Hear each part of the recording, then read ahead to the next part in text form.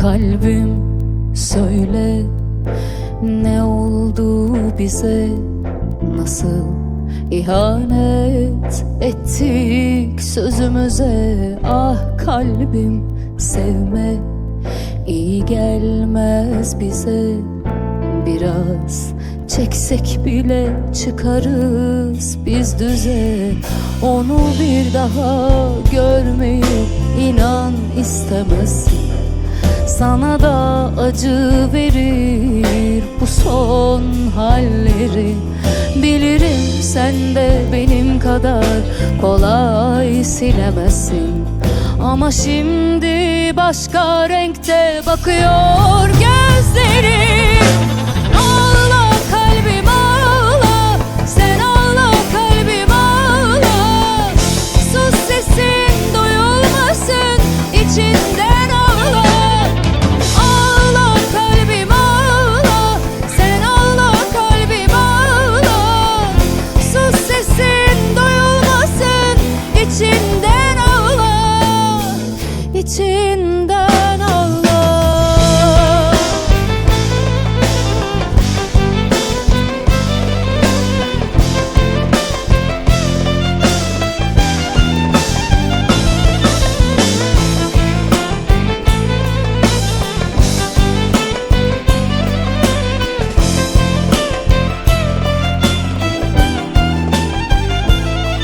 Kalbim söyle, ne oldu bize?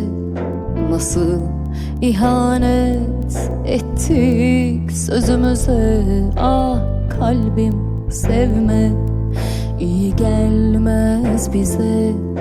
Biraz çeksek bile çıkarız biz düze. Onu bir daha görmeyi inan istemezsin. Sana da acı verir bu son halleri. Bilirim sen de benim kadar kolay silemezsin. Ama şimdi başka renkte bakıyor gözlerin.